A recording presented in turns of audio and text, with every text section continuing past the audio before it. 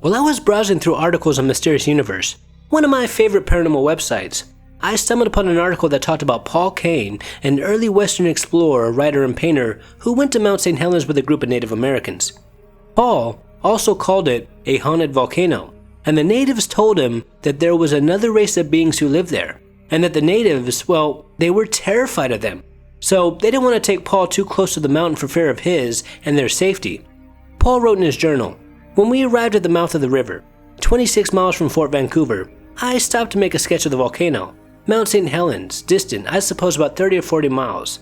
This mountain has never been visited by either whites or Indians. The latter assert that it's inhabited by a race of beings of a different species who are cannibals and whom the natives hold in great dread."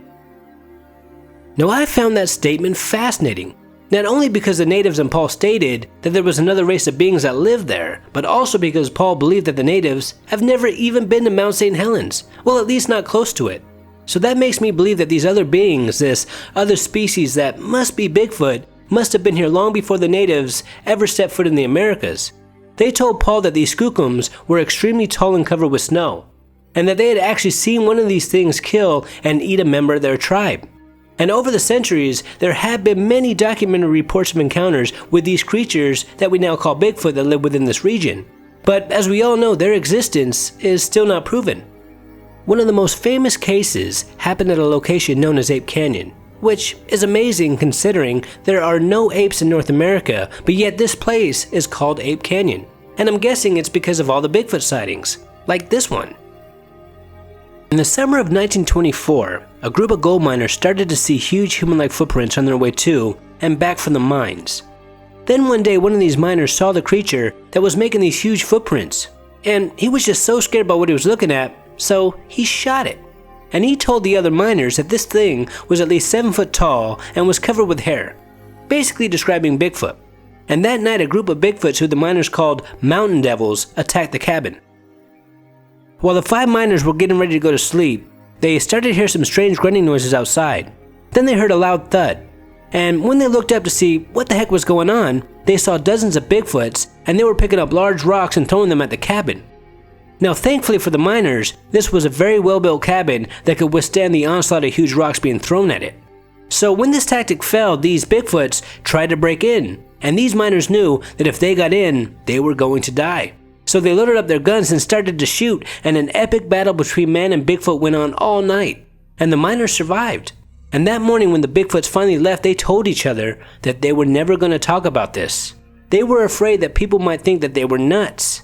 But not too long after, they did talk about it. And this story got very famous throughout America, and a lot of people, especially the ones who live within this area, believed that these miners were telling the truth because they were not the only ones to see these mountain devils, and sightings still go on to this very day. Another thing that I find fascinating about this alleged Bigfoot encounter is that one of these miners, Fred Beck, believed that these creatures were extra-dimensional beings, which is interesting considering that this happened in 1922. And many people today believe the exact same thing. There was also another case that happened to a man, Jim Carter in 1950, who was skiing with his friends when he told them that he was going to go ski first so he could take a picture of them coming down the mountain. And that was the last time he was ever seen. Now, what makes this case so interesting is that the search party did find his ski tracks, and one of them stated, "The tracks indicated that Carter was taking chances that no skier of his caliber would ever take, unless something was terribly wrong or he was being pursued. He jumped over 3 large crevices and evidently was going like the devil. He had been in such a hurry that he went right down the steep canyon walls. We did not find him at the bottom of the canyon as we expected. We combed the canyon from one end to the other for 5 days. Sometimes there was as many as 75 people in the search party, but no sign of Carter or his equipment was ever found." Now, while these highly trained search and rescue members were looking for Carter in the Ape Canyon area, they felt like they were being watched. Some of them even said that it was the creepiest mission that they had ever been on, and some were convinced that the mountain devils got them. Now, even though they were able to follow Jim's ski tracks, they never found his body. You would think that they would have found him where his ski tracks ended, or at least later when the snow finally melted. But nobody ever has, and that was 79 years ago.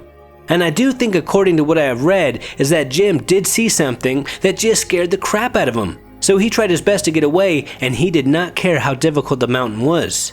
and maybe whatever this thing was followed him and took his body. The most intriguing case in this area, at least in my opinion, happened in 1980 after Mount St. Helens erupted.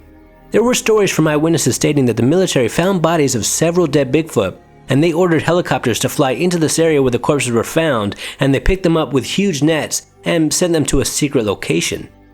And many locals even reported seeing huge human-like creatures being carried away in these huge nets that were attached to the helicopters.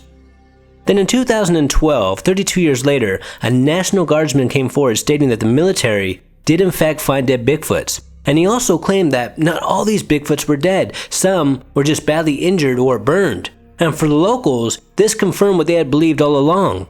But most were skeptical because this whistleblower never did reveal his name.